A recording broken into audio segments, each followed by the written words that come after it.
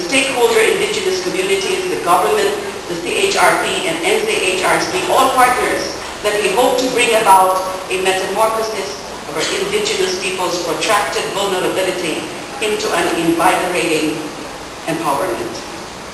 I call all of you our partners, not out of polite rhetoric, but with serious regard for the crucial contribution we must all make in order that this human rights community development program succeed and truly make an impact. Khalil Gibran once wrote about lovers that it matters less that partners look at each other than look in the same direction. What we have here today is an assembly of partners with the primary purpose of collaboration and reliance on one another's strength and determination. Partners who, all of which have staked and promised their commitment to the single and singular direction to embark on to strengthen human rights among the indigenous communities. It is not enough anymore that in our quest to meet the highest standards of human rights across all sectors of our nation, we simply make the demand to the persons who we think should afford these protections. It is not enough to simply make demands in our government, requests to foreign aid donors, and cry for help to civil society and NGOs. It is not enough that government relents, aid donors provide, and civil society answers the call, all on your own. All duty bearers, together with stakeholders, the indigenous communities, must all take to looking in that one direction and act as one. All those present today and the persons or the organizations you represent must be equally responsible for realizing our aim. Synergy, collaboration, and working together may seem trite. It may seem universally true, almost an unremarkable call and statement. We may have known this all along, but knowing it for such a long time, all the more, give us reason to find the long-standing disenfranchisement or exclusion of indigenous people unacceptable. All the more, the collaboration of partners should have been done in the forlorn past. All the more, this partnership must be carried out now to a successful conclusion. Efforts to quell the deprivations of even the most basic and fundamental human rights among the indigenous communities are as old as our history as a nation. It is older than the campaign of benevolent assimilation and integration of the 1900s. It is older than the colonial Catholic Church campaign to Christianize the indigenous communities. After centuries of searching for a way to bring about equality, I will not say that there have been no successes, but the failures are disturbing.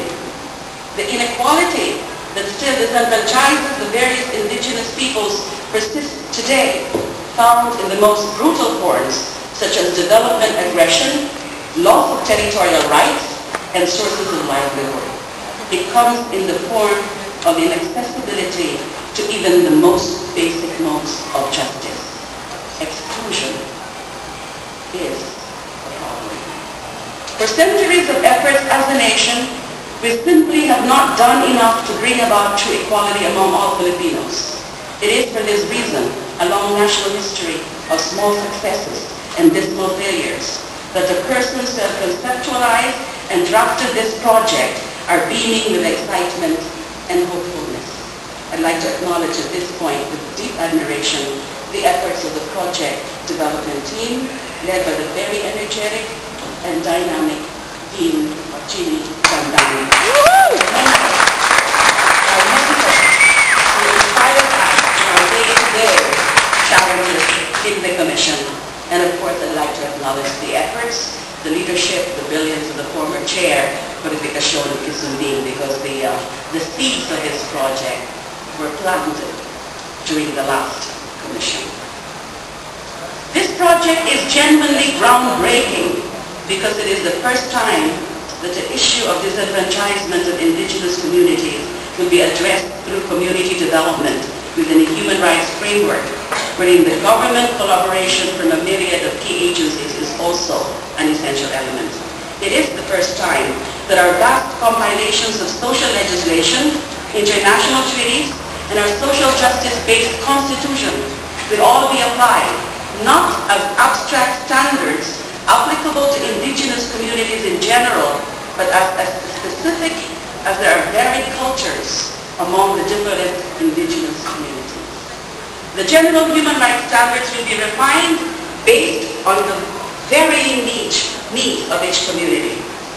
The project as a whole is geared towards making all these broad standards actually work on the ground, dispensing with abstract rhetoric and focusing on realizing the standards within the individual community.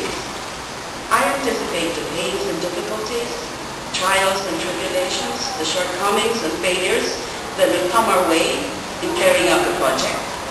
It is in the failures that we have sought the lessons to be learned, the determination to overcome our failures, future and past. It is from the continuous struggle of the indigenous peoples, from their hardiness, that we find the strength to fulfill our mandate and find the path to success. It is from the experience of our partners from New Zealand, specifically the New Zealand Human Rights Commission, and we're very honored by the presence of its High Commissioner and her associate, the very warm, gracious, and brilliant lady, the Honorable Roslyn Lima. And it is from New Zealand, whose own national history of overcoming the difficult challenges of ending division and inequality between the Pakeha, or the white New Zealander, and the Maori.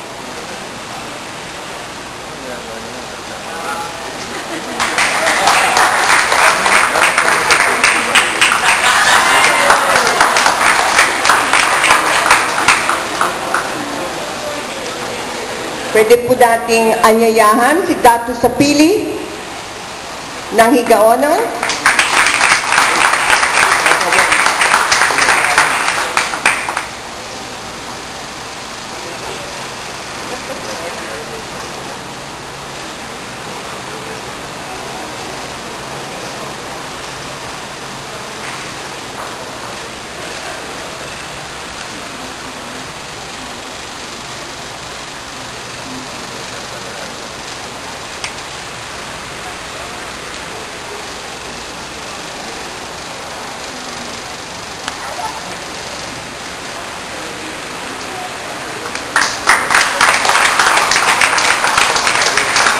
Salamat, Datu.